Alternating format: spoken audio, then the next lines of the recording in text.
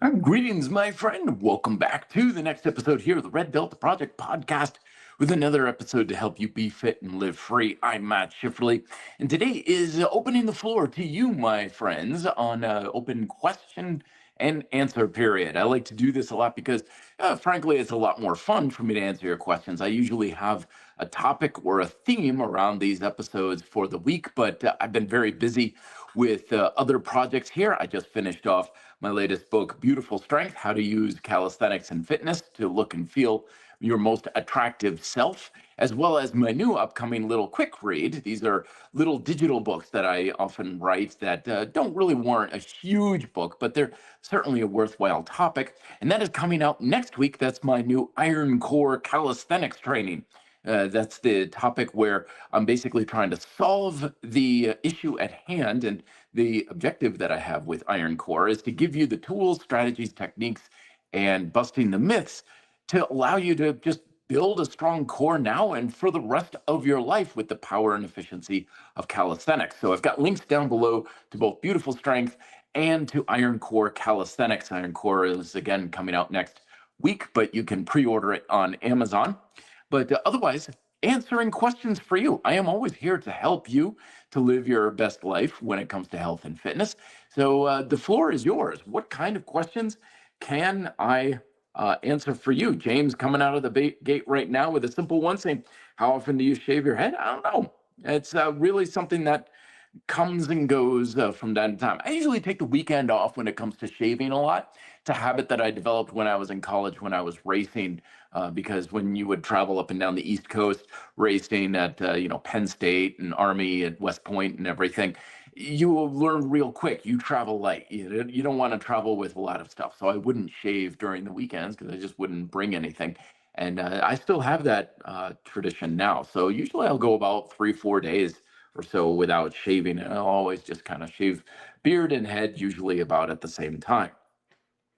So let's also open the floor to the RDP mailbag. As always, I've got available answer Q&As for you over at reddeltaproject@gmail.com. Also, don't forget that I offer micro coaching. If you want a little bit more in-depth answers, over at the coaching page at reddeltaproject.com. Micro coaching is a service that I offer where instead of like hiring me for either remote training or seeing me in person here in Denver, you can use remote coaching where you can show a video to me so I can assess your form and technique, or if you have a question on your routine or something. But it's email correspondence where you can say, hey, I'm having trouble with such and so, can you help me? And that's a lot more affordable, both time and energy, for me to give you something to just help you along the way. Because a lot of times we don't need a big, huge thing. So micro coaching is certainly a way to do that. And one of the questions that came across this week is a common one in calisthenics training, where individual was asking, basically, is like he uses calisthenics for upper body, obviously push and pull. But when it comes to the lower body, it's a bit more of a challenge. So it refers to traditional machines, free weights, or isometrics. And the reason for this is because of a lack of mobility and stability makes it a lot more difficult to adequately train and challenge the work capacity of the lower body, particularly if you're trying to build muscle. So the weights and the isometrics make it a lot easier. So how does it sound? What am I missing, kind of thing? And this is a very insightful question, and it does highlight a very big challenge that we often face when it comes to training the lower body, not just with calisthenics, but with everything, because we have kind of the synergy of functional ability. I cover this a little bit more in one of my earlier books, Bodyweight Training for Cycling, but it's also for endurance athletes. And it recognizes that fundamentally we have muscular strength, the ability to put tension in our muscles and produce force, but we also have stability and we have mobility in our ability to move our body with power and strength. And the thing to recognize about all three of these is they're kind of synergistic in nature. So your strength depends on your mobility, It also depends on your stability. Your stability depends on your strength and mobility. Your mobility depends on stability and strength. So whenever we're like, oh, this is a thing that I'm struggling with, it's usually one or two of the other aspects that are kind of holding you back. And the big mistake a lot of us make is we try to train one of those directly at the detriment of the other two, which ultimately can hold you back as well. So one of the areas where this is really obvious is with lower body training, particularly with calisthenics, because our sedentary lifestyle, particularly with sitting a whole lot, is very detrimental to our lower body mobility and our lower body stability, particularly because this creates stiff, tight, and sleepy hips. A lot of our mobility and strength and stability is due to how well we can engage the muscles in our hips, not just the glutes, but of course the adductors, abductors, and hip flexors. So when we have a limitation about our mobility and stability, the ability to adequately train strength or build muscle by challenging our work capacity is severely limited. And that's why a lot of people will say, well, you can't really build much muscle and strength in the lower body with calisthenics, largely because they're running into those limitations. And this is why a lot of the strategies that I use, like in Beautiful Strength, grind style calisthenics, are calisthenics techniques that don't allow the limitations of stability and mobility to stand in your way. Things like hover lunges, using your upper body for support, box, pistol squats, and so on. Because if you're doing an exercise and stability or mobility are the primary limiting factors, well, those are more stability or mobility exercises. And you can train that for months, sometimes even years on end, and never fail to create the stimulus for building strength and hypertrophy that you're really after, because the other things are limiting factors. So that's why I use strategies that allow you to adjust, progress, or regress the demand on your stability and mobility. So that way you can adequately challenge your strength and work capacity in your lower body. But there's a much more important lesson here, is that stability and mobility will limit your strength and hypertrophy potential regardless of the method that you use. It's not just a calisthenics challenge, it's in everything. So when I see someone with a heavy barbell on their back and they're trying to do a back squat and they're going like 6 inches down, I know that they're going to have a hard time building up their legs, because their ability to use a deeper squat, or maybe they're just overloaded, is going to limit the stimulus they create. Or if they're doing a squat and their like knees are caving in, lack of hip stability, yeah, that's going to severely limit your depth. It's going to severely limit how hard you can train your legs. Same thing that goes on machines too. You may not even be really aware of it, but if you watch some people when they're doing leg machines, their ability to either bring their knees closer to their chest, like on a leg press, or their weight on their feet is shifting and moving around a little bit. It's much more subtle on machines and sometimes free weight exercise, but it is still there. So even if you are on machines or something where it's like, oh, good, stability and mobility isn't going to hold me back on this because it's a machine or something, it still will. It's going to hold you back a little bit later. Absolutely. You're going to have more potential for building muscle and strength, but it still will hold you back. More importantly, too, it will increase your risk of injury, because those are the things that help us achieve and maintain proper alignment and tension control in our muscles. So that way we can improve resilience and increase the ability to just handle force through the body. And if we don't have that, your risk of injury skyrockets. So practically, what does this mean? Well, yeah, by all means, use whatever method is easiest for you in order to adequately get the stimulus that you want. However, don't think that, oh, well, I'm using isometrics now, or I'm using this other thing, and now stability and mobility isn't going to hold me back, because if you still have poor stability and mobility issues in your lower body, it still will hold you back. Isometrics is great for overcoming those challenges too. If anything, isometrics is a really good stability improvement exercise. Mobility, you got to have that type of depth and that range of motion. So using controlled depth squats, like box squats, hover lunges where your knee is touching the ground slightly behind you, like shrimp squats and stuff, or even just some sort of a limitation as far as range of motion goes, and then you increase that range over time, because it's not range of motion that limits your mobility, it's range of tension. Sometimes when I give people like box squats or box pistol squats, they'll come down, down, down, and the last couple inches, they just kind of fall back onto their butt. And it's like, yeah, you have control to a certain point, and then you stop, and then you're just falling into the bottom of it. And machines, free weights, same thing. If you're losing a lot of that control, then risk of injury goes up real high, and you're really handicapping your results. So strength, stability, and mobility should always be a priority on our training, regardless of the method that we are using. And so you can overcome that with strategies to regress or progress the challenge to your mobility and your stability in your training. You can do this with everything. Again, calisthenics is no different than any other form of strength training, particularly weightlifting, because it is a form of weightlifting. You're just doing it in a different way. So whatever is limiting you in calisthenics will also limit you in other ways, in other methods. So you just simply use strategies to limit your range, so you can always work within a controlled motion and then progress your range, or have less stability. And you can do this many different ways. You can progress your stability challenge by going from bilateral to unilateral training. You can go from wider to a narrow stance. A lot of times we'll do this with folks if they're using a leg press. We'll have them use a more narrow stance. So there's lots of ways you can still do this with other methods. It's just calisthenics training typically forces the awareness of these things. As I tell new clients over at Capra Bodyweight Training, it's like, be ready. This is going to expose weaknesses that have been holding you back. And a lot of people don't like those weaknesses exposed. A lot of people get like, oh, my goodness, this is way too hard, or this is too challenging. So what they end up doing is they just hide it, they mask it, they sweep it under the rug, and those things manifest. They still hold them back. And then often, unfortunately, they get to the point where they just cause some injury. So still improve stability, still improve mobility, and challenge those things as well as strength with whatever methods you want to use, calisthenics or otherwise.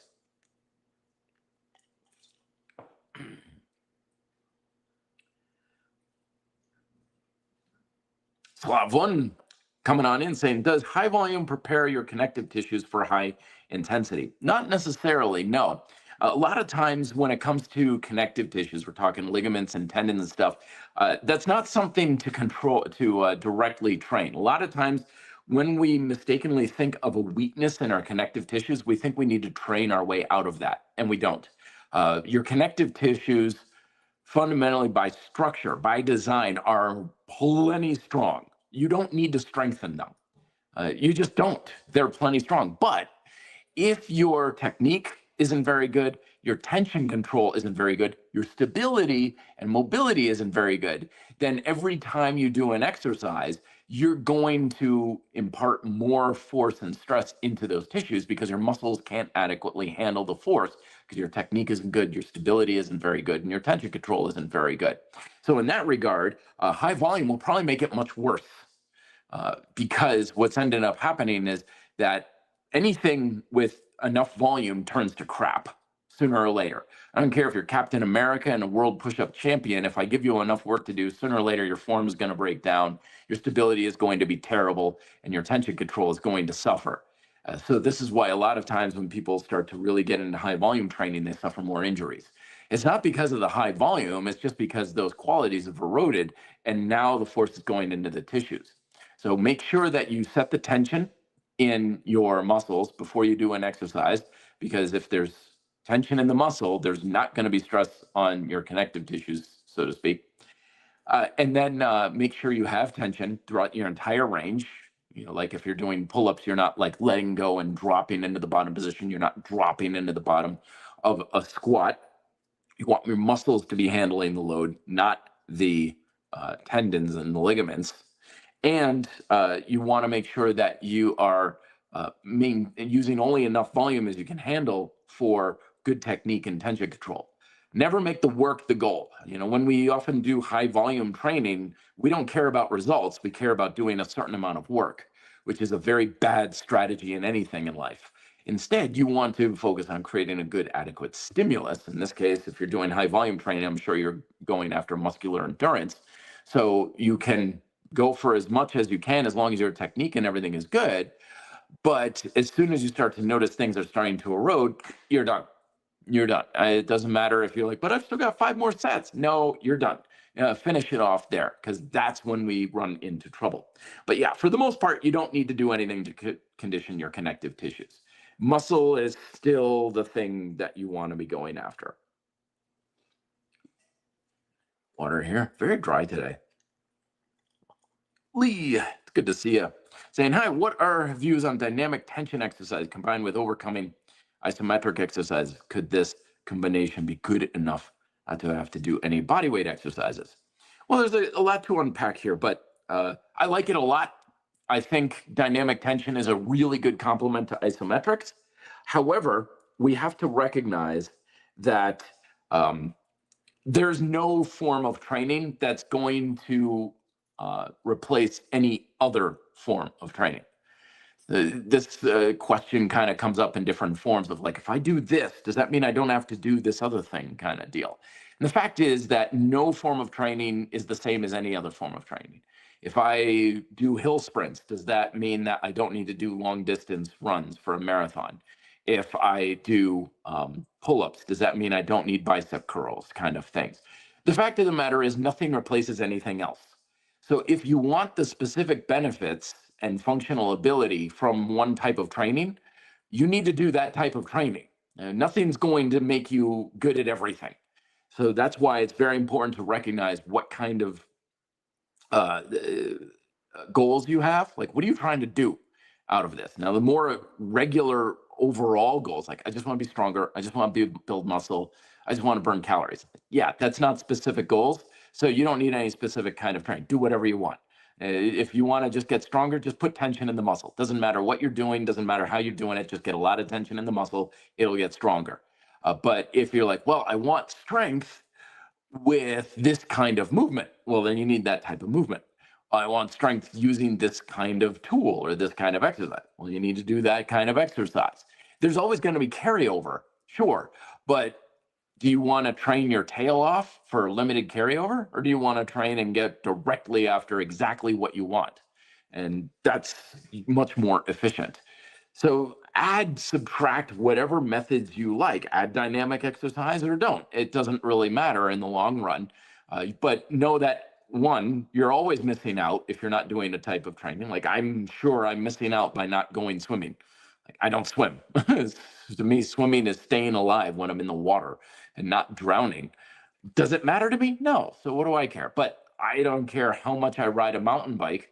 I can have a cardio system that's built out of titanium. I'm still going to be a really bad swimmer. It's the same with strength training. What strength do you want? What do you want to be strong at? If you want general strength, do whatever. If you want specific strength, like I want to be able to have strength in this particular way, then train after that. Don't just cover all your bases. Don't feel like, oh, I've got to train everything under the sun. No, you don't. And just go after what you want. And if you don't have anything too specific, then just do whatever you like.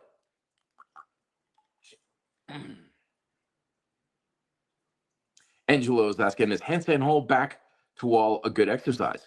For what? Everything is a good exercise. If you want to run marathons, no, it's a terrible exercise. If you want to get good at handstand hold with a back to the wall, yeah, it's fantastic. Always remember, my friends, that fundamentally all exercise does the same thing. It teaches you how to do the thing. And that, for the to a large degree, is all exercise is good for. I want to be able to do the things. That's in the eyes of Mother Nature. That's all every exercise does. Is I want to do the thing, whatever that is. Kettlebell cleans, doing 100 push-ups, standing on one leg while reciting the alphabet backwards and spinning plates on sticks. You know, whatever you're doing. In the eyes of Mother Nature, what all exercise does is train you to do the thing. So everything is great to do the thing. The question, though, is again, where's the carryover? What are you looking for? What are you specifically trying to achieve? And this is one of the reasons why most people are working 10 times harder for a fraction of their results and potential, is because they're going after correlation objectives. Like, oh, if I run 10 miles a day, will I lose belly fat? Hell if I know. Belly fat isn't about running. It's not about cardio. It's about calorie balance. So maybe, I guess, kind of thing. So this is why you want to be very honed in on exactly what you're training for and train specifically for that. Versus is this an exercise or that a good method for that? Because everything is the same. It's a good exercise for the thing, and that's about it. Whether or not that has functional ingredients and carry over to the actual goal you want, that's a whole nother question. So what are you training for, Angelo? Let me know. Giancarlo Imperial is saying, Matt, would you recommend dips or pike push-ups for vertical press movement? Oh, I see. Dips are vertical. Yeah. I do full body workouts, but I'm confused. Should I do both or choose one and change it after a deload and so on? That's a good question. They are vertical, but you want to think more along the lines of movement pattern in the body versus what path you're moving up and down against gravity kind of thing. Dips I usually use interchangeably with push-ups because dips are much more a closer cousin to but dips are push-ups. Typically when I'm training people or when I'm training myself, I'll just do push-ups and dips interchangeably. Almost never do them in the same workout because fundamentally they're about the same thing. They train the same muscles, the same movement patterns. There's really not enough of a difference between the two that it's worthwhile doing both in the same workout. I'll do push-ups or dips. They're basically the same. Pike push-ups are the more different thing because of vertical overhead pressing style movements. So pike push-ups, dive bomber push-ups I included in beautiful strength because in my opinion, they're just better. They're more effective. They're harder, they're more resistance, they're easier to progress, and they have a bigger range of motion. So you'll get more in the shoulders, more in the triceps, and some more of that coveted cool upper chest stuff that you're doing. So for the most part, pike push-ups are fine, but you just get more out of dive bomber push-ups from the exercise.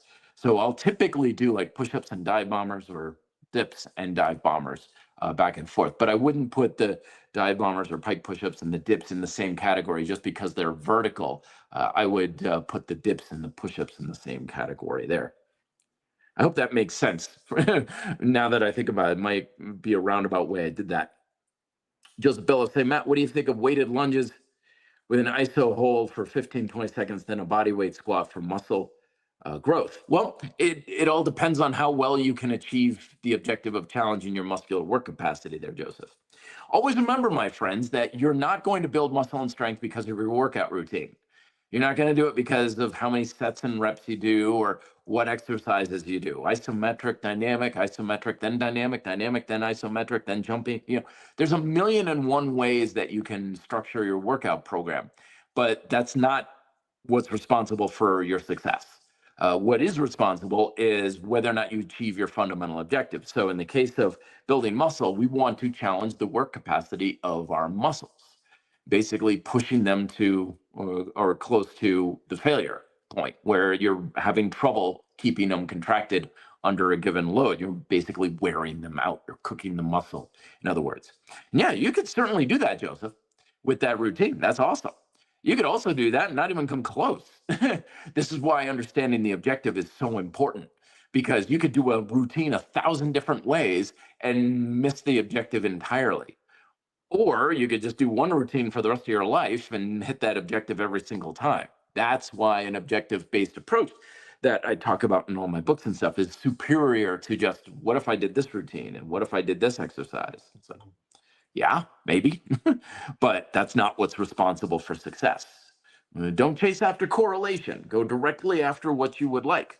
And usually something of a bit of a drop set or something like that can work very well. Although in the research, a lot of the scientific evidence has shown that when it comes to challenging work capacity, there seems to be this point where you work it hard enough to create a stimulus, and then more work doesn't do you much more good.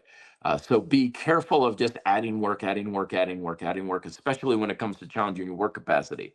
You want to select an exercise or two that really makes the muscle push hard, but beware of volume creep. When it's like, oh, I got this exercise and then this one, this is it. I can do a million sets. It's like now you're just watering down the intensity. You're going to be pacing yourself, and you're not really going to be challenging your work capacity all that much, despite all of that hard work. Just because it's hard doesn't mean it's effective.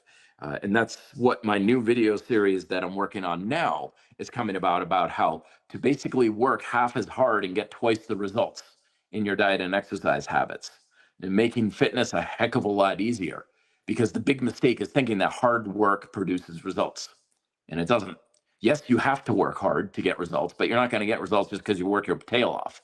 And in fact, when we make the objective of hard work our goal, we stand a very high risk of a lot of wasted time and effort.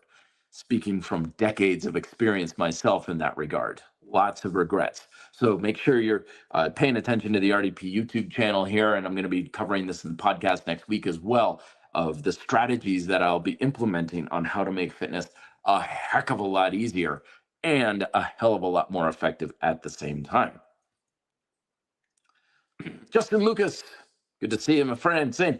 Have you seen the role race plays in sport on the YouTube channel before Flex? I haven't seen it. Talks about how things like height, limb length, body fat, etc., can determine what sports you may excel in. Absolutely. I mean, this could be filed under the category of duh. Well, duh. Like, oh, I'm 7'2" with long limbs, maybe I'm good at basketball. I'm like, well, yeah, you're better purpose built kind of thing. So there's a lot of things. Like, we usually use the term genetics as kind of a catch-all phrase, but when you talk about genetics, you're talking about thousands and thousands of influential variables. There's hundreds of genes that are responsible for just height.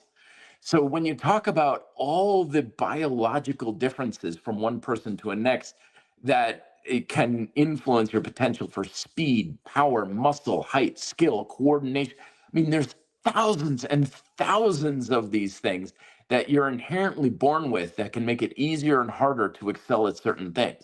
It's not just race, it's just genetics as a whole. And so, like, yeah, and no kidding. Like, this is a very obvious thing. It's not up to debate. It's all the ways the nurture versus nature kind of thing. It's like, well, do you think you could just take anybody and give them a good workout routine and make them a bodybuilder? And it's like, yeah, we all have the potential to adapt. We all have the potential to change, but can everybody become a champion? No, of course not. Absolutely not. Some people are just not built for it. You just have the wrong body. But at the same time, they're saying, well, is it all genetics? Is it all how you're born and there's no hope for it? No, that's not it either. Nature and nurture both play very big roles. We all have the power to adapt. We all have the power to get bigger, faster, and stronger and leaner. And everything that we want, we all have that ability. How much you can do of that and the speed and the degree of that adaptation, that's not something you can really control. That is due to a million and one factors about just how you're built and how, genetics and everything like that. So the rhetoric in our fitness culture is that, oh yeah, anybody can achieve anything they want. They just need the right products and services and stuff, because it's all marketing kind of stuff. Or the other idea is like, oh no, it's all genetics. You have no power and control over it. Of course, both of these extreme examples are just wrong. They're just flat out wrong.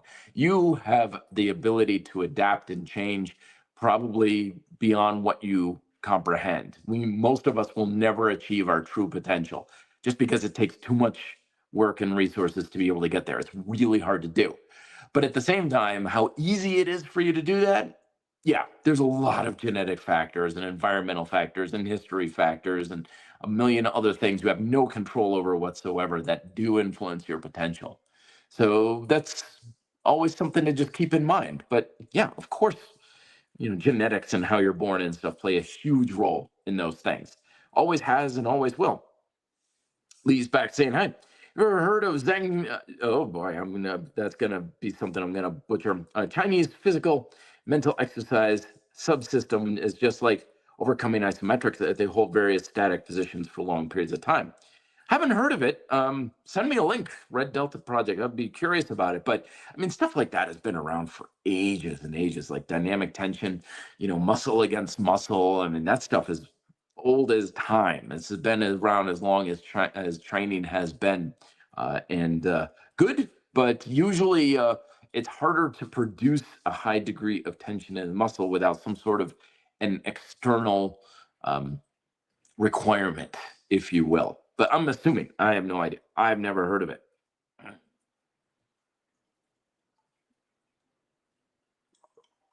So Jay's got a good question here.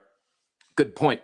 Guy in just YouTube, Jesse Pollock does 1,000 push-ups a day. Half reps is huge. Also, some same number with squats and inverted rows. No rest days force muscle growth. Totally wrong. No, has nothing to do with rest days. Has nothing to do with the half reps, and has nothing to do with the reps. It all has to do with challenging work capacity. So again, this is the big mistake of thinking, oh, he's jacked, and look at his workout routine. It's got nothing to do with his workout routine. He's challenging his muscular work capacity on a consistent basis. That's all it is. Now, I would argue, is that an efficient way to do it? No. Why doesn't he do harder push-ups? He doesn't need to do 1,000. If he did harder push-ups, he could probably get the job done in 50. If he did, if he's training every day, I would challenge, well, he's not working all that hard, is he? Because he doesn't need to recover. Or he could be very well conditioned and he recovers like that. So it could be either way. But yeah, this is the big mistake we all have, is we look at what someone does, we look at their results, and we're like, oh, look at their results. It's because of what they do. No, it's not. Okay? I've got muscle, I've got strength. Has nothing to do with my diet and exercise habits. It has to do with the fact that I eat healthy, I'm in a calorie balance, I've lost body fat because of a caloric deficit, I've built my muscle by challenging my muscular work capacity, and I'm proficient in mountain biking because I ride my mountain bike. This has nothing to do with my diet and exercise habits. Those are just the vehicles that I've used over time to make those things happen. So it's like saying, oh, yeah, I successfully drive to work every morning because I drive a Honda Civic. So if you want to get to work in the morning, you need a Honda Civic. No, I drive to work every morning and I've got a hybrid SUV. I'm like, look at this idiot over here. He thinks he can get to work in a hybrid SUV. Oh my God, what an idiot. No, clearly you need a Honda Civic. This is exactly the debates and stuff we do in fitness. You can't build muscle with that method. If you can challenge your work capacity, you can. This is why understanding the fundamental approach to fitness is so important, because most of us are wasting way too much time and way too much effort and way too much attention trying to figure out what do we do to get results, and we're getting lost in diet and exercise habits. When in reality, your diet and exercise habits really are not that important. I've done high volume training, low volume training, free weights, machines, bodybuilding, powerlifting, but done everything under the sun. It's all produced the same result as far as building muscle and strength. Why? Because it's the same stimulus because of how I was using it. But at the same time, there are millions of people out there who do the same thing. Like, I've done everything under the sun and nothing works. Well, yeah, because you're never achieving the fundamental stimulus in your training. You're never achieving the caloric deficit. You're never getting influencing the fundamental process very much. So of course, nothing you do will ever work if that's not happening. And this is the mistake we often face, is that it's just, we think that what they do is responsible for the results. And it's also too, like we're saying, genetics. There are guys out there who are huge and they don't do a damn thing. Yeah, people look at high volume stuff and they're like, well, look at Herschel Walker. He's big, he's jacked, he's huge, he's an MMA and professional athlete and stuff. He does 1,000 push-ups. I guarantee you it has nothing to do with the 1,000 push-ups. I guarantee it has almost everything to do with the fact that he's Herschel Walker. The man could get jacked with a shake weight and a thigh master. He's an amazing athlete and he trains really hard. He'd do it. He would be successful regardless of the methods that he uses. And this is why it's like, we don't want to get lost in the superficial stuff. We want to focus on what are the fundamental reasons why people get the results that they are, and not get lost in the details of like, well, this is their morning routine. It's like, what the hell do I care what their morning routine is? They drink lemon water with cayenne pepper. It's like it matters, because it really doesn't. And that's the thing, is most of our fitness culture and just success in general, we've been conditioned to believe that what matters is the work you do. How much work you do, what kind of work you do, how you do the work you do. And it really isn't that important. It really isn't. Because what does matter is the fundamental objectives you achieve. And most of the time, your success depends on what resources and work you do that helps you achieve those objectives. You could be like, dude, I see this guy does 1,000 push-ups every day and is jacked, but I feel like I can challenge my muscular work capacity better with a pair of dumbbells in a 10-minute workout routine. So what's going to get you better results? The 10-minute workout routine by far, because that's what's going to get you better personal alignment. If you forced yourself to do the 1,000 push-ups a day, you'd probably get worse results. You'd probably get weaker. Lucy. Lee's saying, do you know if it's true that Bruce Lee done a lot of overcoming isometrics for his strength? What kind of workouts do you think he done to create so much power with speed? It's really hard to say. There's a really great book out there in the John Tuttle Research Library called Expressing the Human Body. It's a book I need to pick up on digital here. I'm fortifying my digital workouts and stuff. And one of the big things that came away from reading Expressing the Human, because it's all about Bruce Lee's training methods and his workouts and what he did, is that anytime you looked at what he was doing was like taking a single snapshot and saying, oh, that's what he was doing in his workouts, when it was like what he did that one day. He was always evolving and changing and modifying his methodology. So it was impossible to say, well, Bruce Lee trained with this, and that's why he got the results he got. Again, Bruce Lee was an amazing martial artist. He was super fast and super capable. I guarantee you his workouts had almost nothing to do with it, because he did a lot of different training and a lot of different workouts, and he experimented with a lot of different stuff. So all of it contributed to his results. With that said, isometrics were a big part of it. Yes, there's always the famous chain board and chain, iso chain device that he made for himself that we have pictures of, that you see in almost every isometrics training manual. And a lot of times, again, people will be like, oh, look, Bruce Lee did isometrics. That means it's awesome. No, Bruce Lee was awesome because he was Bruce Lee, because he was very inquisitive and he was a very smart intellectual and he was very philosophical and 100 other things that had nothing to do with his diet and exercise habits. The other thing that he had was he had a very fancy weight machine from Marcy, the equipment company Marcy, and that had an integrated iso rack in it, which you don't see these very often.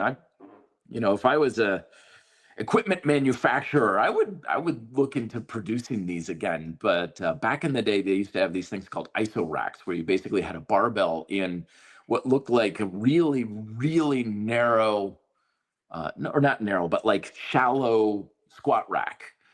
And it had pins on the bottom and pins, and the barbell would be in the middle, and you would push the barbell up against the top pin, and then you would drop it down when you were done against the bottom pin. And they were produced by York. Marcy produced it. They actually integrated it into several models of weight machines and stuff. But anyway, Bruce Lee had one of those, and he used that a lot. And I think he started to discover later in his life, too, that he was using more isometrics because he liked the way that it developed the explosive power that he was so famous for.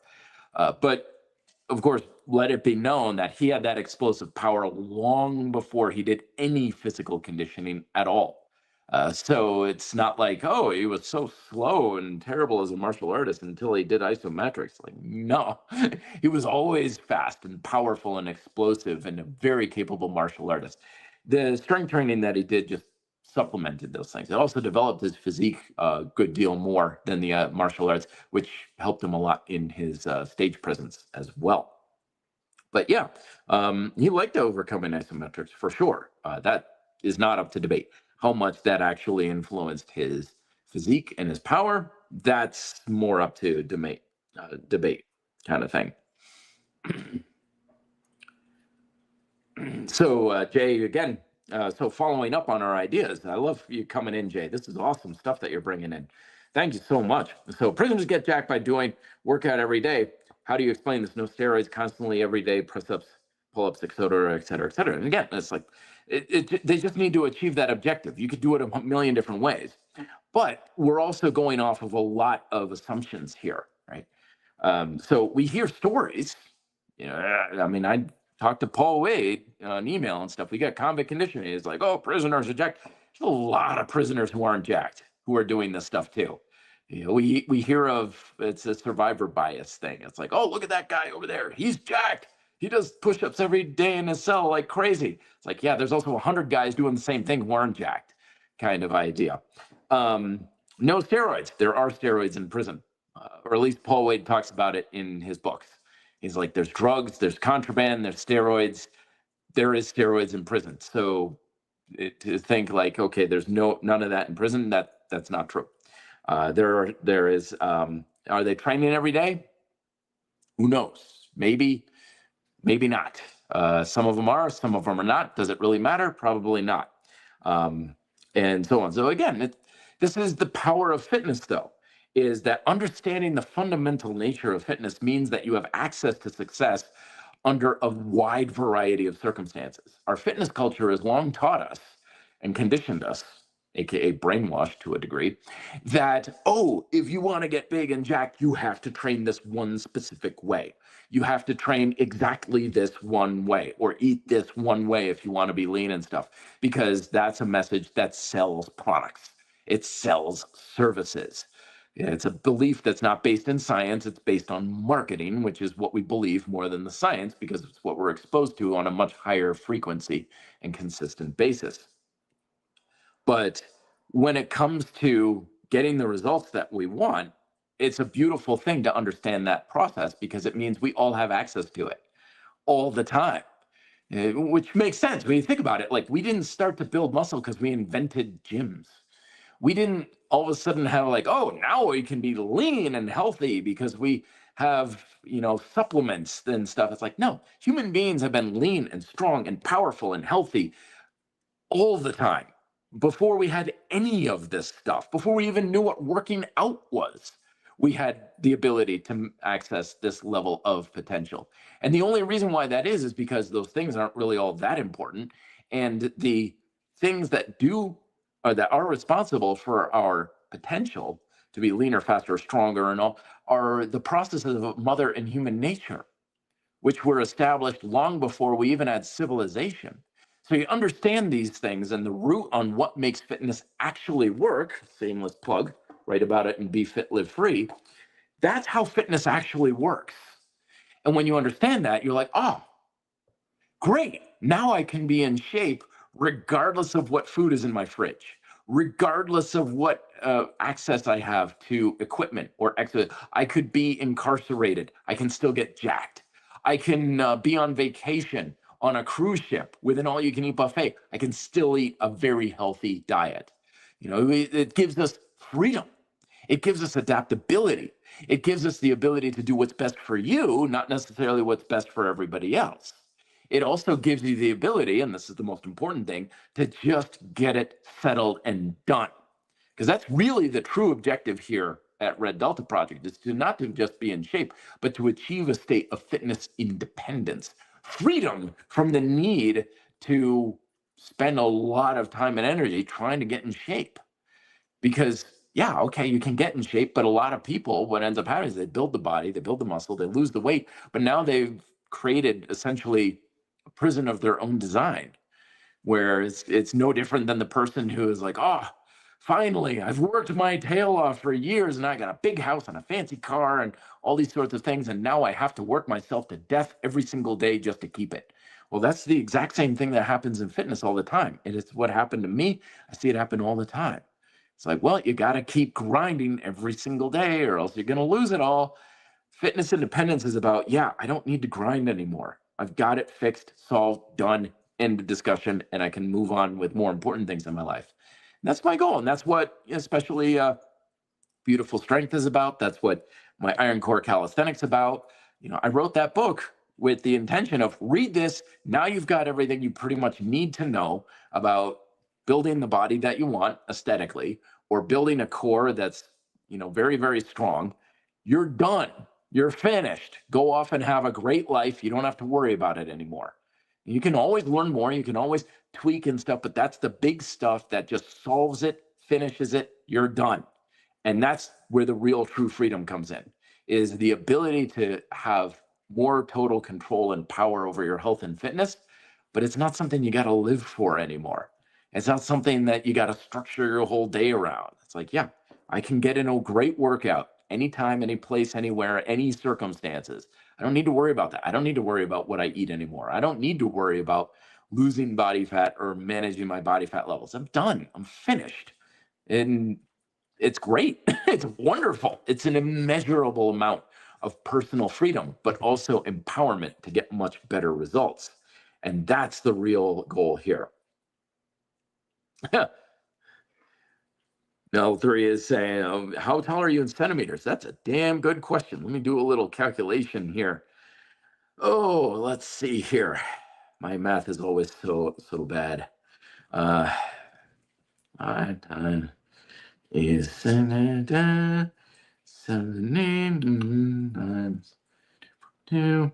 I am 154 centimeters tall, apparently. Okay, so now we all know. Great. I don't know whether that's good or bad in your eyes, but it doesn't really matter. But yeah, 154 centimeters, probably one or two more, depending on whether or not I've shaved my head that day. But that's the important thing to recognize is that a lot of times in life and in fitness, the goals that we pursue are not necessarily the objectives we truly want, which can be really rough. It's kind of like when they say you don't want to climb the ladder of success only to find out it was leaning against the wrong wall. And that happens a lot, especially in fitness. I talk about it in Beautiful Strength, how a lot of people pursue health and fitness objectives that they think will make them look good naked, and they don't necessarily. I put the story in there of a buddy of mine who wanted to be able to squat 315. And so he had a pretty good base of strength already. So we put him on a program and I was coaching him, and it took about 5 weeks or so. And he eventually got to 315. And I think he got a set of like 5 reps or so. And we were like high fiving. And he was happy. He was like, yeah, all right, we got our goal. Good.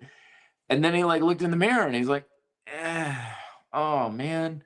I'm like, why? What? And he's like, well, my legs don't look any different. I was like, well, yeah. I mean, we're strength training. It's a lot in the nervous system and everything. Doesn't necessarily mean your muscles actually change. And he's like, yeah, but I didn't really care about squatting 315. I just wanted my legs to be bigger. And I was like, oh, that's what you wanted? Yeah, that's what I want. I figured if I squatted 315, I'd be jacked. Like, oh man, okay. No, we were going after goal A, figuring it would also mean we got goal B. But life is a lot easier and effective if you're like, I want goal B, you pursue goal B. And the other stuff happens kind of as a side effect or consequence. So that's what you want to really hone in on. One of the most empowering things you can ever do for yourself in fitness and in life is to get really honest with yourself and really clear on exactly what you want to achieve. Because that also gives you the freedom of like, yeah, I don't care about the other stuff over there. So you don't have to waste your time with it. And you can go directly after what you want. Straight line, where you are now to where you want to be. Quickly, fast, cheap, easy. That is always the better way to go. And anytime that you're going after your goals in a kind of haphazard, roundabout, wander through the wilderness kind of way, you're just making it harder. You're limiting your progress. You're making it harder to maintain your progress. And it means you're going to be spending a lot more time, money, and energy to get there, even if you do get there. Because a lot of times, making something easier to achieve in fitness isn't about making it effortless. It's just about making it possible. It wasn't too long ago where things that we can do now were absolutely impossible because it was too hard to do. Now it is possible to do a lot of things just purely because we made it easier. We found shortcuts. And going directly after what we want is a big way to making that happen. And that's my job. That's my mission here at Red Delta Project, to make that happen for you in all aspects in health and fitness. Lisa, in a short time I listened to you, made some more sense than years of other info. Welcome to my club, man. Welcome to the club, man. I mean, okay, so this is what I do. This is what delta means, folks. Delta is a triangle, okay? Red delta, symbolism, right? Delta, okay? Delta is a lot of symbolism. One is delta is the mathematical symbol for change and development. So that's what we're in this fitness thing for, right? We want to change. I want to be bigger, faster, stronger, and all these sorts of things. But delta is also a representation of efficiency too. Whenever you see a triangle, a lot of times in engineering, it means more from less. Okay, one of the most common examples. I got my bikes. All right, look, bicycle frames. You know why they have triangles in them? Because you want to keep weight really low and strength really high. The delta triangle is a graphic representation of getting as much as possible from less. And that's the key to success in health and fitness in most cases. Most cases, not all. There's always exceptions to every rule, of course. But for most people, what we want to do is, how do I make something happen with much less time? So that's the objective with Iron Core Calisthenics coming out next week. It's a 3-part program. It covers 3 main exercises. It has 3 levels of workouts that you can adapt and change any way that you want to fit your circumstances. But my goal is you can read that thing, which will take you all of 20 minutes, and be done with core training. There are books out there this thick about core training. Why? You don't need all that. You don't need core classes. You don't need 100 gadgets and gizmos. You don't need a whole lot of stuff. You just need a few basic, simple exercises. You can progress to a high degree of intensity and adapt to whatever your circumstances you have. Done.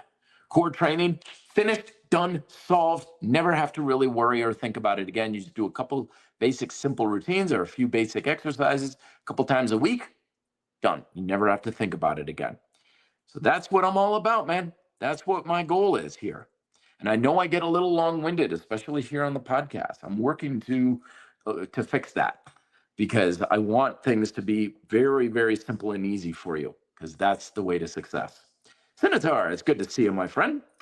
As you get older, what would you consider be the most important attribute to develop? Strength, mobility, endurance, all of the above? Very good question. I would say adaptability, as I just alluded to earlier. The ability to adapt, because one of the things that happens with age, a lot of times when people get older, they're like, oh, this starts to go downhill and this starts to change and this, you lose this and this happens and that, da, da, da, da. And the bigger thing that happens with adaptability is you have bigger fluctuations in your personal condition. Okay, so it might be more just my circumstance, but my energy level fluctuates a lot more now. So some days I'm really dragging. Some days I feel like a hummingbird on crystal meth. Right? And it's not about my caffeine addiction or anything like that. It's just my energy level, my time availability. Some days I've got literally hours to work with that I can get my workout in. Other days I'm like, I've literally got 5 minutes if I'm lucky. So as we get older, I find that our circumstances and our resources fluctuate to a higher degree of what we can do. So adaptability is more important. And I created a quick read for this if you want to check it out more on, it's also in several of my books. What did I put it in? It's in Be Fit, Live Free, my chapter on adaptability. I think it's in micro workouts and grind style calisthenics, I think. But I have a short read on it too, if you just want a quicker, easier read that's much cheaper to buy. But adaptability, can you adapt your diet and your workout program to fit your circumstances? Because that not only removes a lot of stress on body, mind, and lifestyle, but also makes it a lot easier to achieve the objectives that are responsible for your goals. And that, I would say, is the most important thing, because whatever the limiting thing is probably going to be the most important thing in what you were talking about: strength, mobility, endurance, and all these sorts of things. Whenever we're looking at functional attributes like that, usually the thing we're limited in is the thing that's most important. So you could have strength up the wazoo and have mobility of Gumby, but if your endurance sucks, the endurance is the thing that's going to make the biggest difference in your health and your quality of life. If you've got endurance and strength like that crazy, but your mobility is terrible, then the mobility is the thing that's going to make the biggest difference in your health, in your quality of life.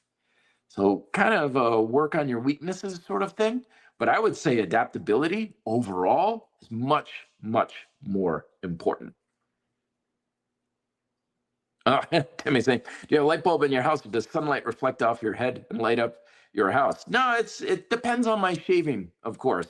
But yeah, we've got these really harsh overhead lights here where I live. And right now I've got more reflection here because I've got these big windows to my right here. And the complex that I live in is built like a horseshoe, and I'm in the corner of the horseshoe.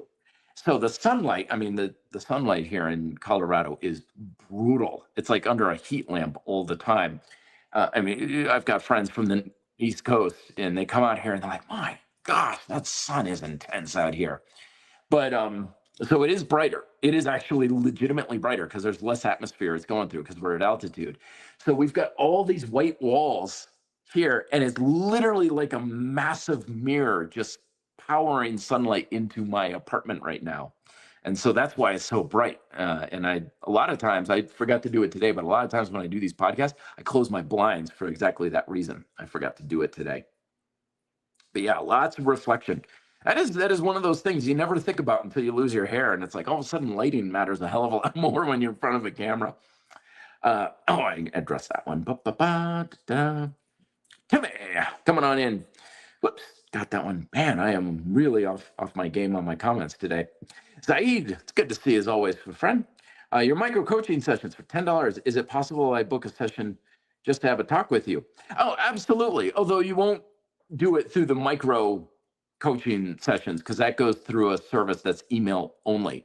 But the way I do remote coaching is also it's prorated.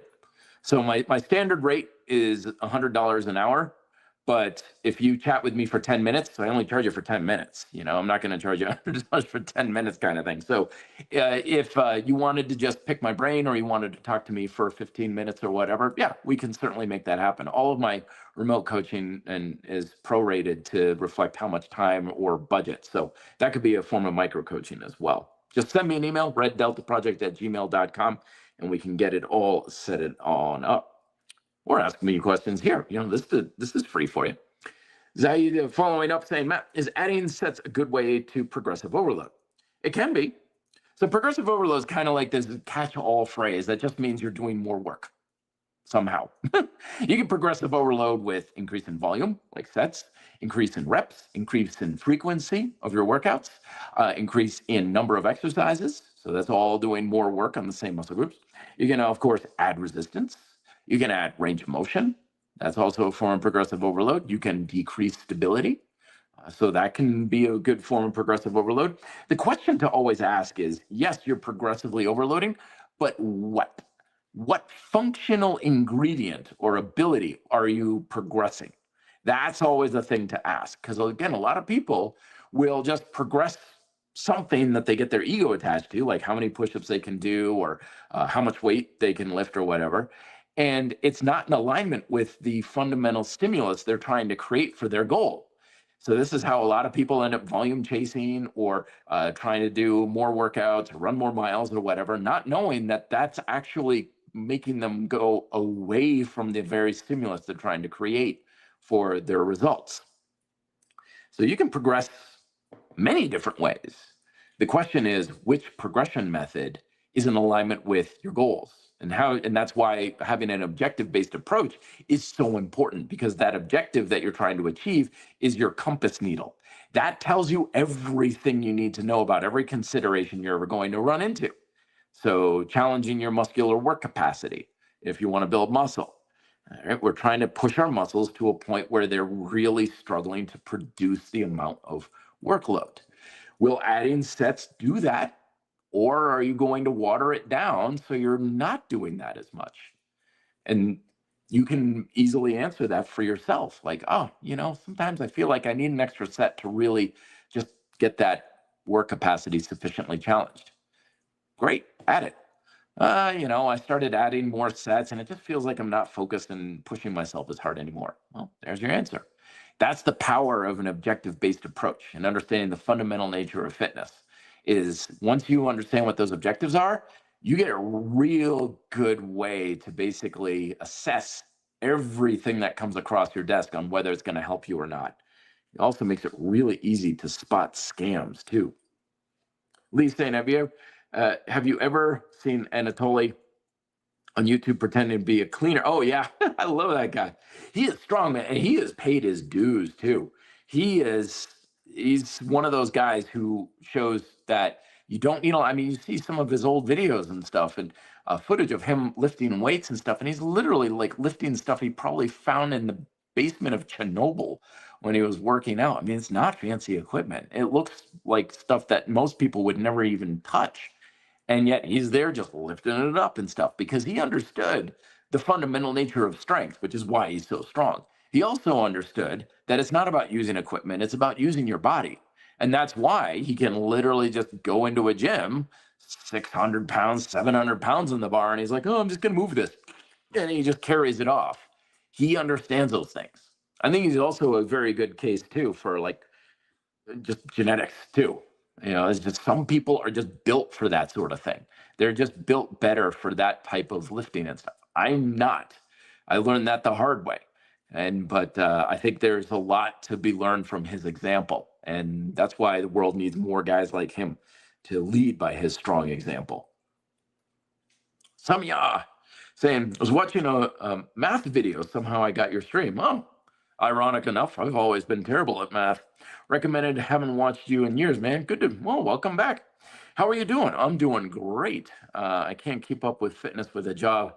Really get drained after work. Any tips? Yeah, man, I got a whole bunch of stuff all about quick workouts, micro workouts. I got my book, Micro Workouts. I got a ton of workouts that you can follow along for free on my YouTube channel. Just literally type in micro workouts in the search bar, and I've got hundreds of these darn things. I just got a notification from YouTube that I uploaded my 3,000th video. I don't have 3,000 workouts, mind you, but I got a ton of these. And this is one of the great advantages to understanding the fundamental nature of fitness, but also the objective that you try to achieve in your workouts. Because when you understand the objective, you're like, I don't need to work out for an hour in order to do that. I could do that in 5 minutes. I could do that in 3 minutes. And I've literally done that with clients. I had a guy one time years ago. He came in and he's like, I know, I missed our session. I'm so sorry and everything. I'm like, what do you mean missed our session? It's still 10 minutes on the clock there, bub. Get your butt in the gym. And you could kind of see he was kind of like, oh no, I know what's coming. And he had a good workout in 10 minutes. We got the job done. Hurt like hell, but I got it done. So anyway, I know there's that idea, guys out there are like, no excuses, everybody's got time. Oh yeah, really? You want me to just manifest time out of thin air here?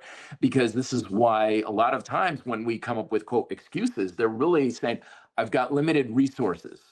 I don't have enough, because we think that in order to get a successful workout in or to lose weight or build muscle, we need a lot of resources. We need a lot of time and a lot of energy.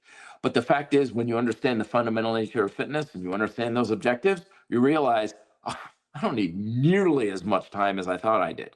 Hell, my old workouts were like 3 hours long. And now I look back, I'm like, what were you doing in the gym? 3 hours. I don't think I've had a workout this month that's been more than 10 minutes. Other than a bike ride, because I like to go for long bike rides. But yeah, my Taekwondo classes are an hour and a half, of course.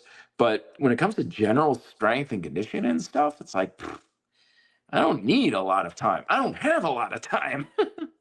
A lot of people think, oh, if I was a coach in a gym, I'd work out all day. No, you wouldn't. It's one of the ironies of us fitness coaches is that we work all day in gyms and we still have trouble getting in our workout. Why?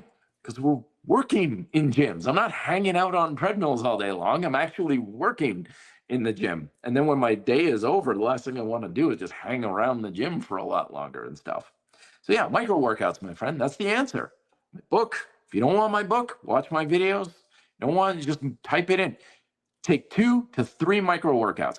Isometrics are also very efficient. You can do a lot very quickly with isometrics.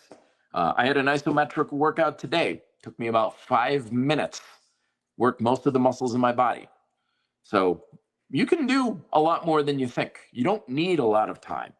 It's fun. It's great. I mean, I still enjoy a big, long workout from time to time, but it's certainly not necessary. So he's following up saying, Matt, have you had the feeling that sometimes no matter what you do, can't seem to go any further with your training. Yeah, it always happens to people. It always will happen. You're always going to hit these plateaus and these limitations. You're supposed to, because plateaus are part of training, because you're going to hit the limits of whatever you're working with, the limits of your time, the limits of your energy, the limits of your abilities. You're going to hit limits. Is that your true limit of how much you can achieve?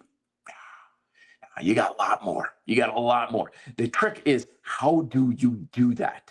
And this is where coaches like me come in, because I've had countless people over the decades come to me and they're like, I'm at my limit. And I'm like, do X, Y, Z. Next week, they're like, oh, no, I'm making progress again. It's like, yeah, this is my job, is to find that hidden ability. So limits are, to a large degree, illusions. They are real. You do have real limits, but you're probably never going to run up against them, because you're going to run into other limits which you can do something about. And that's a good thing to understand. And the worst thing you can do is to just tell yourself, oh, I'm at my limit. I can't make any more progress because I'm 47. I can't make any more progress because I've got 3 jobs. I can't make any more progress because, whatever, right? You have more potential than you realize. And it's probably a lot easier to crack into that potential that's untapped than you realize. I would say, for right now, one of the easiest things you can do to make more progress in the gym is improving tension control. Improving tension control is the simplest, fastest, easiest way to make everything you do with every exercise a hell of a lot better and more effective. And it can happen quick. You can make a big difference in like a week. And that's overcoming isometrics.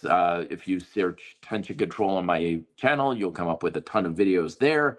But there's lots of ability with that, because tension control improves everything: stability, endurance, strength, work capacity, makes your exercises safer. Everything about it is much better. I should do a series on that.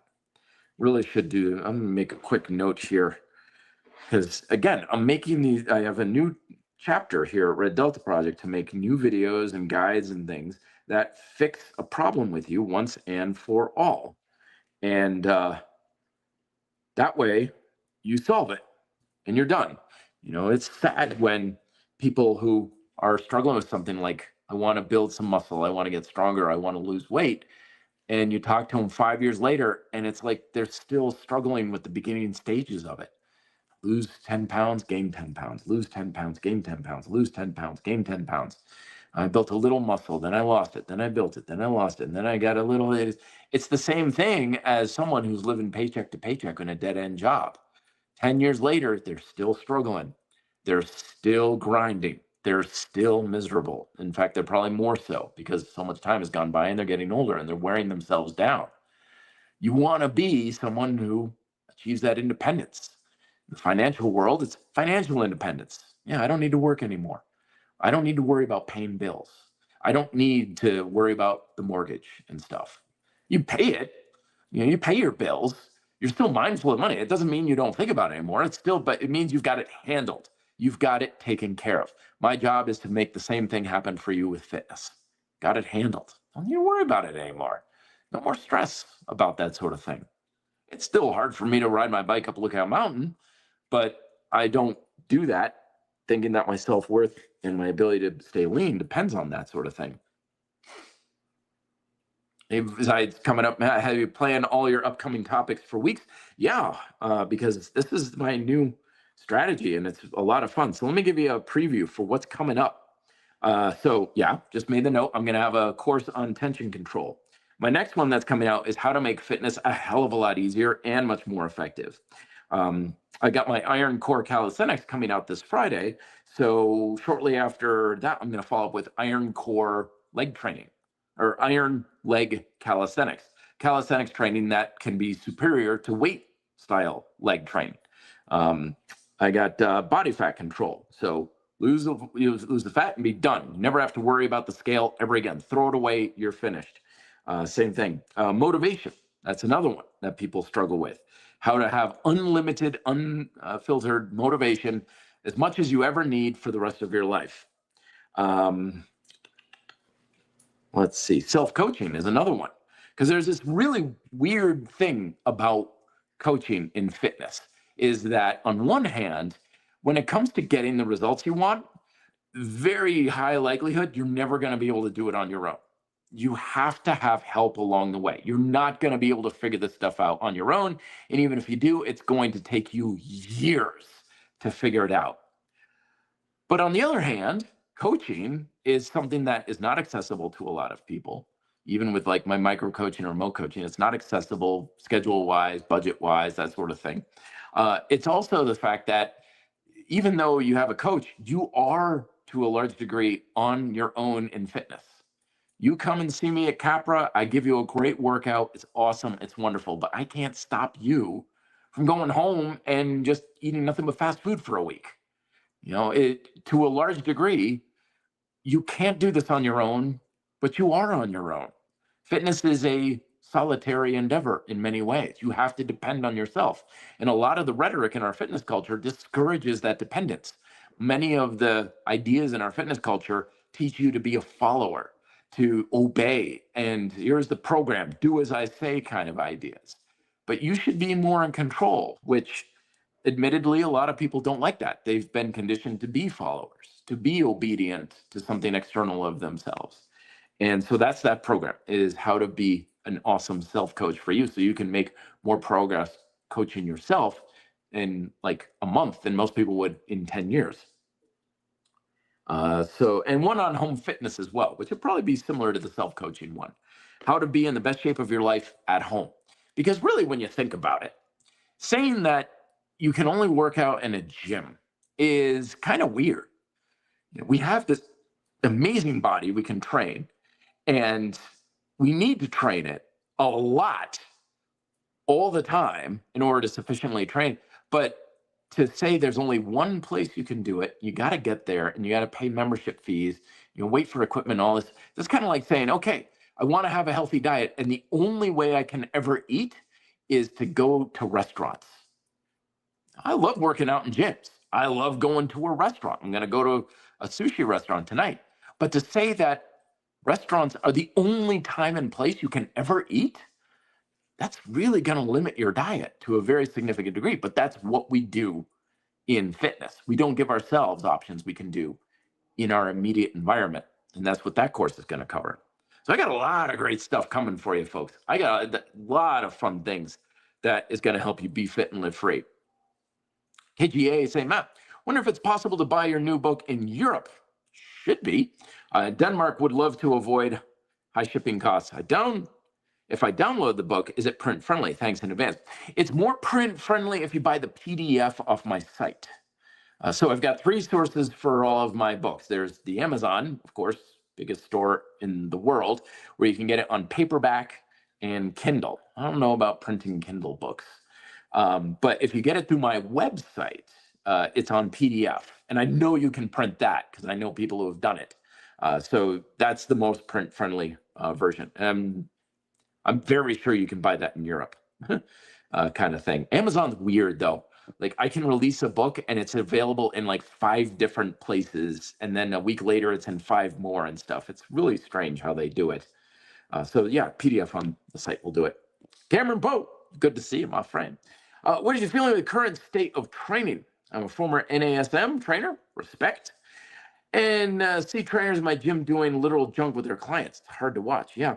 So here's the weird thing, and this is one of the reasons why you want to be self-coaching yourself, because it's so strange how, I don't know if it's strange, I think it's just sad sometimes. And I did this, a lot of people do this, is we can literally attend classes in college and get degrees in exercise and human physiology and nutrition and stuff. And yet, what are we going to end up doing? What we saw on TikTok. We can learn from the best in the industry and yet still come in and be like, hey, man, I saw this cool thing on Instagram the other day. Let's give it a shot. Because ultimately, our habits are not defined by our knowledge, but by our beliefs. And our knowledge certainly influences our beliefs, but beliefs are fundamentally based on how we feel, emotions. So I can give you the best program in the world, scientifically legitimate, everything, all the T's are crossed and the I's are dotted and the lowercase j's, and it's bang on perfect. But if you don't feel like it's going to work for you, you're not going to do it. But you could find a POS routine on TikTok that involves juggling flaming kettlebells while singing the Star Spangled Banner backwards. But if you have faith and you feel like it's going to be effective, you'll do it every day of the week. We humans are fundamentally emotional creatures. This is why, in order to truly be successful in life and fitness, we have to know a lot more than just the science between diet and exercise. We also need to understand human nature. Because, yes, your success in building muscle and strength and losing weight is based on the science of human physiology, but your behavior is based on human nature. And that's why human nature is just as important. Because if you've got something that's scientifically legitimate, but it runs out of alignment with human nature, it's not going to work. You're just not going to do it. But at the same time, you got something that aligns with human nature but doesn't work scientifically, it's still not going to work. You need both. You have to have both. And that's why, in order to be fit, live free, we've got to recognize the fundamental process of both Mother Nature and human nature. Because usually people have just one or the other, and it's inadequate either way. And that's what's happening is guys out there and people will just base things off of feelings and this looks cool and this is awesome and things like that. And yeah, it's not good. It's not good, which is why you've got to take some responsibility for your own ship. You have to be steering your own ship. Even when you're with a coach, you're the one in charge. I tell this to every client I meet at the first time. Rule number one, you're in charge. Everything I do is based off your feedback to me. I don't have a magic book of spells on how you're going to build muscle and strength. I'm basing it off of everything you tell me. And I am a guide. A good coach is not a drill sergeant. That's the other thing I tell clients. I'm like, I'm not a drill sergeant. You want someone yelling in your face and forcing you to do push-ups in the mud? I'm sure as hell not your guy. Right. So a good coach is a guide. We work together. I work with my clients and together we figure out the plan that's going to work with them, that is going to be in best alignment for them. I'm helping them figure out what's best for them. And I know that's not popular because our fitness culture tells you, sit down, shut up, don't think for yourself, and do as the experts tell you. That's what our fitness culture, it doesn't promote independence. It doesn't promote discipline. It promotes blind faith and obedience. And that's a dangerous thing. That's a very dangerous thing. More importantly, it disempowers you to not get the results that you want under your own command. I'm not here to tell you what you need to do. That's your job. I'm here to guide you to figure out what you need to do. And that's where your best benefits are going to come from. That's what we need. I truly believe that. KGA is saying prefer the book so it can stand beside the other books that I bought. Oh, I see what you're saying. Yeah, paperback should be available at some point, my friend. Should be available on Amazon, especially in Europe. You know, every once in a while I'll get an email from like Paraguay or something like, I can't buy your book and they won't ship to Paraguay. I'm like, you know, and sometimes I'll just have the book and I'll be like, I'll just ship it to you myself. And then I'll be like, it's $42 to ship it to you. Like, yikes. Yeah. And so there's a reason for these things, but it should be available in paperback for sure. I get what you're saying. Like I've got all these books, you know, here. Oh, you can't see that's my chips and stuff, but I've got a bunch of books that I buy just because I like having the book, but I also have the digital versions as well. Final last ones here before I got to take off, my friends. So I'd say, Matt, someone I know just getting started and isn't even a month or two in is taking high calorie deficits, taking off sugar, using creatine already and omega-3s and so on. Any good? It's natural for a lot of times when we get started to just extreme the hell out of things. And eventually we learn that's not the way to go. And we all need to learn this one the hard way. You know, if I go in and be like, dude, relax, you can have bananas, you know, you can have sugar in your diet. I always make sure I have sugar in my diet because if my intake of carbohydrates, particularly processed sugar, goes too low, I look, feel, and perform worse. That's just, I know that about my body. That's why I always make sure I have ice cream on hand. I'm just better off if I have ice cream in my diet to some degree. So we all do this when we get excited about something. We all love to go to extremes and things. But what ends up happening, of course, is we eventually just go crazy with it.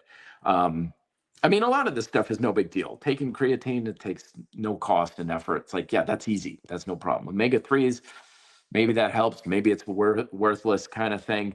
Um, High calorie deficit, well, it kind of depends on how much. Whenever people want to look into a calorie deficit, I usually tell them to go after the luxury calories, as I call it. The calories you can hack out of your diet that aren't really supporting you all that much. Liquid calories, for example.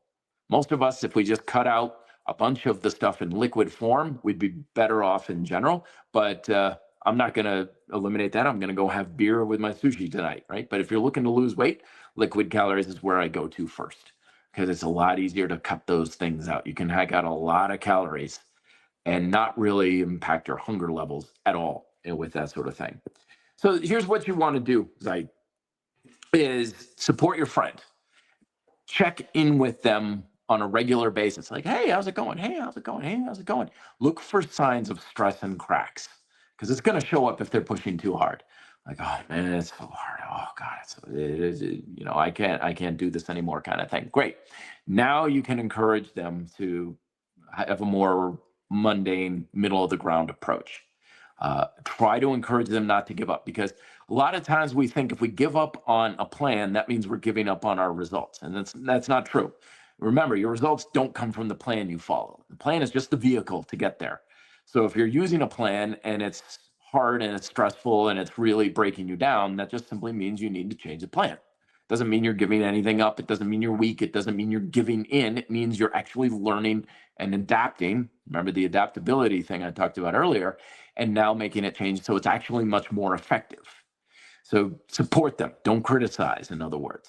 Make sure you know that you're there for them and that they can keep moving forward with the changes that are inevitably going to come or are necessary, especially if they're pushing too hard. But yeah, no one does it right the first time. No one does it right in the first few attempts. We oftentimes just, again, we don't know what we're doing. And as I address in my upcoming session, that'll be in the videos coming out soon. When we don't know what we're doing, hard work becomes the goal. We just try to work our way to success. I'm going to just work myself to death in the gym. I'm going to make my diet super restrictive. I'm going to go crazy spending hundreds of dollars on supplements. We think hard work equals success. So the more we work, the more successful we should be. And that's just not true. Nothing in life works that way. Yes, you do need some work to be successful. And to a degree, especially as a beginner, more work will lead to better results to a point. But eventually, more work will not lead to better results, at which point you got to go with a more intelligent approach. So look for your opportunity to guide in that way. All right, friends, I have got to take off sushi calls, but first a workout with my good buddy. But I will talk to you next week. Don't forget, subscribe to the YouTube channel, because my next video is coming out. Well, I think the last one on core training just came out today or maybe tomorrow, but my series on iron core calisthenics is now on the YouTube channel. The book, Iron Core Calisthenics, will be coming out next Friday. You can pre-order it through the link down below. My new book, big book, Beautiful Strength, How to Use Calisthenics to make yourself basically look and feel your most attractive, is brand new, hot off the presses, paperback, Kindle, and PDF. All the links for those are down below. That's how I support the channel here and make my money, so much appreciated in advance. And other resources available as well, like equipment resources and stuff like that. So I will talk to you next week, where I'll be discussing my 4 strategies on how to make everything in fitness a hell of a lot easier and much more effective. I look forward to sharing that with you next week. Oh, and also don't forget that the audio for these are always posted on your podcast directory within 24 hours after this coming out, or you can just watch the live again here on the YouTube channel. Thank you so much for coming on in, folks. Much appreciated. I'll talk to you next week. Till then, be fit and live free.